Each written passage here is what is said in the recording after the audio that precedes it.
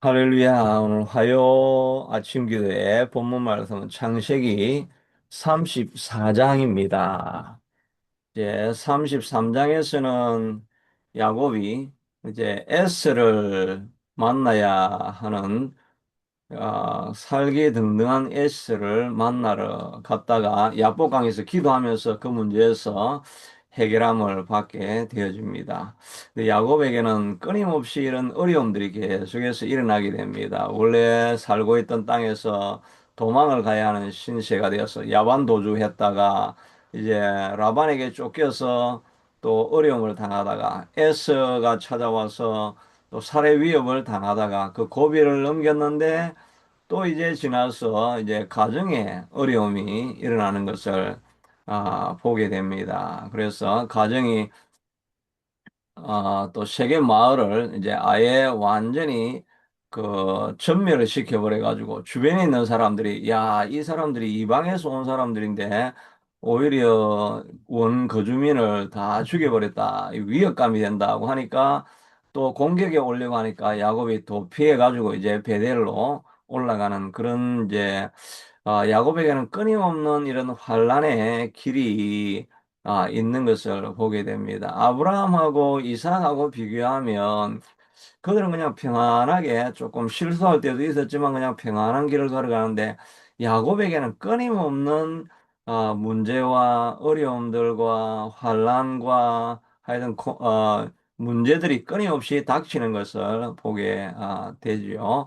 아마도 우리는 아브라함이나 이삭처럼 이렇게 복된 그런 삶을 사는 사람들도 있기는 하죠. 근데 많은 사람들이 이 야곱처럼 이리 치이고 저리 치이고 하여튼 문제 외 문제를 넘어서 살아가는 게 우리의 모습이 아닌가 하는 것을 돌아보면서 야곱의 문제를 통해서 또 우리도 문제를 당할 때 어떻게 이겨나갈 것인가 하는 그런 자료로 약재료로 우리가 삼을 수 있겠다는 생각을 해보게 됩니다. 1절에 보니까 레아가 야곱에게 딸 디나가 야곱에게 낳은 딸 디나가 그 땅의 딸들을 보러 나갔더니라고 했습니다. 이 야곱은 이 세겜에 있는 딸들을 구경하러 이제 디나가 나가게 되죠.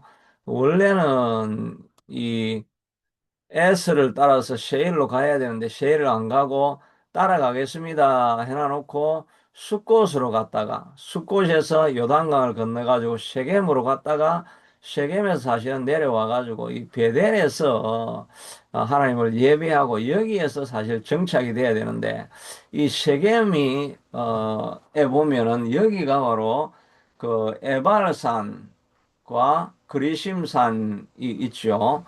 그 에발산하고 그리심산 사이에 있는 평지입니다.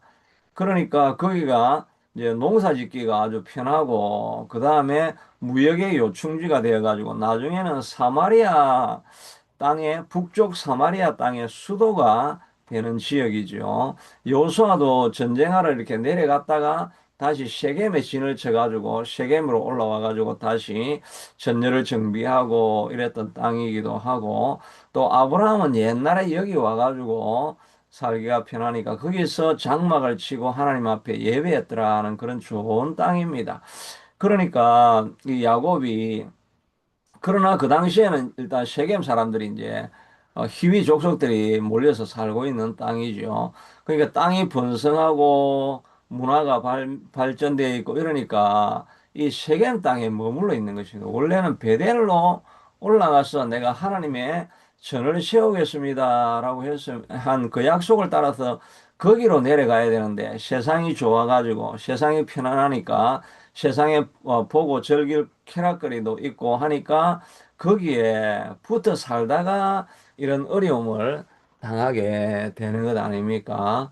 그러니까 우리가 어디에 가까이 있는가 하는 것이 참 중요하다 하는 것을 알 수가 있죠. 옛날에 이렇게 사자성어 가운데 건주자적, 건묵자흑 이렇게 있죠. 붉은 것을 가까이 하면 붉게 되고 검은 것을 가까이 하면 금게 된다는 그런 말이 있죠. 그 생선 가게에서 일하는 사람이 아무리 뭐 화장품을 바르고 향수를 뿌리고 그래 해도 어딘가 보면 이 생선 비린내가 나게 돼 있지요. 또, 그 연탄집에 일하는 사람은 아무리 샤워를 해도, 또 광부들은 아무리 샤워를 해도 어딘가에 보면 검은 티가 묻어 있을 수밖에 없습니다. 그러니까 우리가 누구와 가까이 있는가, 어떤 사람하고 가까이 지내고 있는가 하는 것이 우리 인생을 영향을 받지 않을 수 없게 된다 하는 것을 우리가 생각하고, 내 주변에 어떤 환경이 있는가, 그리고 내 만나는 사람들이 누구인가 하는 것을 우리가 늘 살펴봐야 될 것입니다. 이 아침에 이렇게 늘 나와가지고 이렇게 우리 초긍정의 우리 집사님 얼굴을 딱 보고 있으면 아침마다 긍정의 마음이 막 일어나게 되겠죠. 근데 아침마다 일어나가지고 인상 확 쓰고 있는 사람을 보면 그냥 하루가 늘 그냥 어두워지게 되는 것입니다. 저도 집에 있으면서 하여튼 인상을 안 써야 되겠습니다. 인상을 안 쓰고 집에서 항상 이렇게 밝게 사람을 맞이하면서 마음에 항상 기쁨이 있으면, 내가 마음에 기쁨이 있으면 뭐라고 말하지 않아도 집안 분위기가 들어오는 사람들보다 이 자녀들이 그냥 마음에 기쁨이 있고 또 자녀들이 집에 들어오고 싶고 그렇게 되는데, 집안에서 늘 싸우고 뭐 이런 갈등이 일어나고 이렇게 하면 애들도 집으로 들어오기가 싫어지겠죠. 어, 그래서 하여튼 우리가 어떤 사람이 제일 이쁜 사람이냐? 웃고 있을 때가 제일 예쁩니다. 진짜 그 웃음이 그냥 바로 영향을 딱 이렇게 가게 되어 있습니다. 진짜 희한한 거는 요 우리 화면 가운데 한 명이 하품을 한다. 그러면 진짜 옆 사람이 하품을 하면 희한하게 내가 하품이 나요. 진짜 그거는 진짜 희한합니다. 그거는 진짜 하품하고 있으면 진짜 하품이 나요. 여기서 한 명이 자고 있으면 설교하다가 저도 자고 싶은 생각이 나는 것입니다. 우리가 무엇을 보는가가 참 영향을 이렇게 많이 미치게 됩니다. 이게 유튜브에 보면 웃기는 유튜브인데 주로 그 사람들이 보면 그 이제 옆에 미녀를 앉혀놓고 이제 자기가 막 농담을 해가 미녀가 웃으면 그 사람들이 그 예쁜 여자가 웃으면 그게 제일 아름답게 보이기 때문에 사람들이 주목이 됩니다. 그러니까 항상 그런 재료를 옆에 갖다 놓으면 사람들이 주목하게 되어 있는데, 뭐 이쁜 것도 이쁜 것이지만 항상 웃고 있으면 사람들이 그걸 보려고 하게 되지요. 이 어떤 주변의 환경을 내 옆에 두고 있느냐 하는 것이 내가 큰 영향을 미친다는 것을 알고, 집에 있을 때 항상 웃고 말꼬리가 절대 올라가면 안 되고 평안하게 해야 자녀들이 안식을 누리게 되는 것을 보게 됩니다. 물론 이 세겜 추장도 문제가 있지만은 근본적인 문제는 야곱이 예배하는 곳으로 올라가야 되는데 편안하고 안정되어 있다, 볼 것이 많고 편안하다는 그 컴포트 존에 있으면서 위험이 가까이 있는 그 근처에 늘 머물러 있으니까 결국 이런 사건이 일어나게 되는 것이죠. 그러니까 우리가 예배를 자꾸 떠나고 기도를 등한히 하고 이런 생활을 하고 있으면, 뭐 나는 평안하고 내가 무슨 악한 곳에 가냐, 나는 죄를 안 짓는다, 그래도 진짜 위험의 경계선에 놓여 있다는 것을 알고 날마다 우리가 주님 앞에 가까이 가려고 애를 많이 써요. 기도하다가 내 기도줄이 끊긴다 이러면은 내가 정말 지금 위험한 상황에 있구나 하는 정신을 바짝 차리고 더 애를 써서 하나님 앞에 가까이 나아가려고 하는 우리가 되어야 할 것입니다. 이유절에 우리 희위족 속정 하몰의 아들 그 땅의 추장 세겜이 그를 보고 이끌어 강간하여 욕되게 하고, 이 이름도 세겜 땅에 있는데 추장 이름도 세겜이고 그 아버지는 하몰입니다. 그래서 성폭행을 하게 되는 이런 사건이 일어나는데, 이 하몰의 아들도 완전히 이거 뭐 스포일이 돼 있는 아들이라고 할 수가 있겠죠. 그 아버지도 마찬가지고 이렇게 아들이 성폭행을 하고 이렇게 했으면 찾아가가지고 죽을 죄를 지었습니다. 이거 어떻게 제가 이거 내 아들을 내가 잘못 교육시켜서 이렇습니다. 이렇게 머리를 숙이고 이래야 되는데 아들이 성폭행한 이 딸을 내 아내로 삼고 싶습니다 하니까 이놈아, 어떻게 그런 일을 할 수가 있냐. 이래야 되는데, 가가지고 아버지도 그 아들의 소원을 들어줘야 되겠다 해가지고, 아버지, 가가지고 딸을 우리에게 주시면 이 땅에서 살게 하시겠고, 이 땅에서 뭐 정착하는데 우리 도와드리겠습니다. 이렇게 하면서 이 아들이, 그냥 감싸고 있는 것입니다.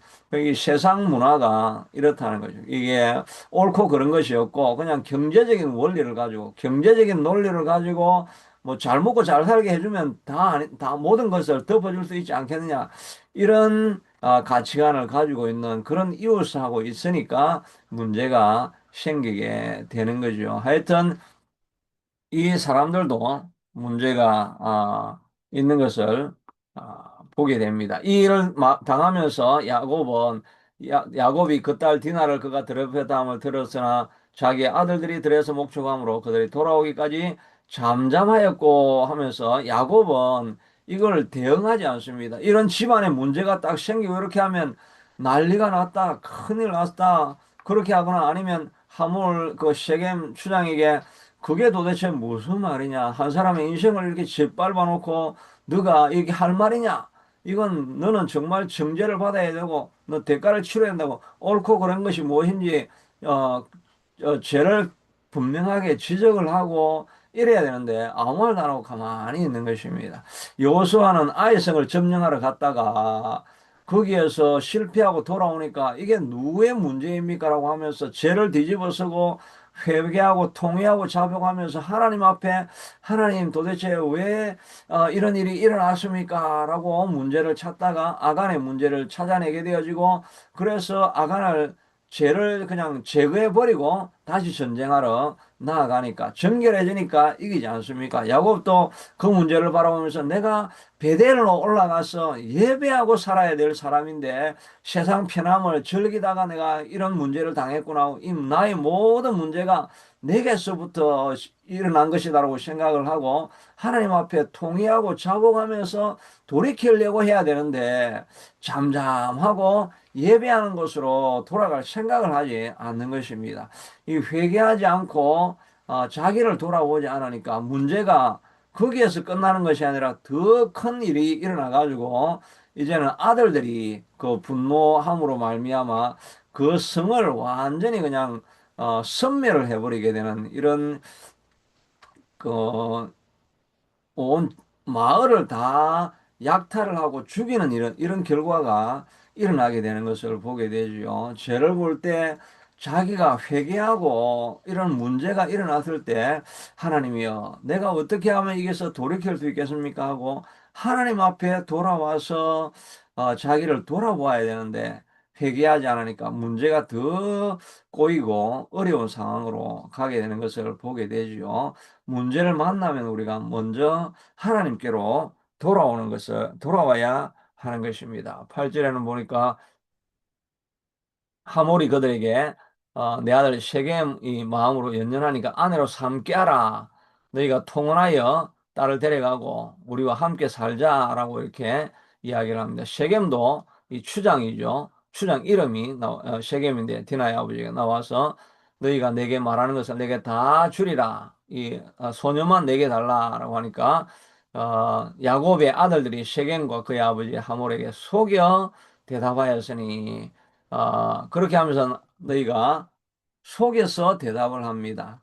그래서 내가 이 딸을 줄 텐데, 이 동생을 줄 텐데, 너희가 할례를 해야 우리와 같이 살 수 있다라고 이렇게 종교적인 그런 형식을 빌어가지고 오히려 그 사람들을 속이고 있는 모습을 보게 되지요. 그리고 나서 나중에는 이제 직접 가서 그들을 다 약탈을 하게 되는 것을 보게 됩니다. 26절에 가 보니까 그래서 할례를 받게 하고 하니까 이 사람들이 또 할례를 실제로 합니다. 그러니까 수술을 하고 나서니까 사람들이 3일째 가장 고통하고 있을 때 찾아가 가지고 어, 공격을 하게 되는 것을 보기 26절에 보니까 3일에 아직 그들이 아파할 때에 기스바여서 그 모든 남자를 죽이고 칼로 하물과 그의 아들 셰겜을 죽이고 디나를 셰겜의 집으로 데려오고 그리고 야곱의 여러 아들이 그 시체 있는 성읍으로 가서 이제 노략하였으니 이는 그들의 누이를 더럽힌 까닭이라. 이들이 그냥 분노한 정도에 그치는 것이 아니라 이들이 이제 오히려 야수같이 변해가지고 사람을 다 죽여놓고 또 그 마을에 가서 약탈하는, 이건 정말 믿음의 집안에서 일어날 수 없는 그런 일들을 하는 더 큰 죄악을 범하는 것을 보게 됩니다. 분노가 있을 때라도 분노를 우리가 다스리는 것이 필요하죠. 야고보서, 이거 방금 지워버렸네. 예, 야고보서 1장 19절에 보면, 방금 제가 뭘 하나 잘못 눌러가지고, 야고보서 1장 19절에 보면,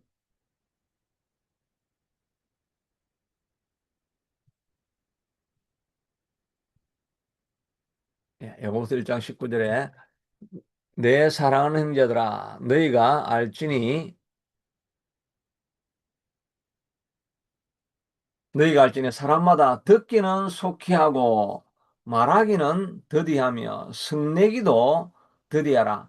사람이 성내는 것이 하나님의 의를 이루지 못함이라고 말하고 있습니다. 화가 날 때가 있죠. 화가 날 때가 있는 것은 인간이니까 어쩔 수가 없지만, 그러나 듣기는 속히 하고 말하기는 더디하라.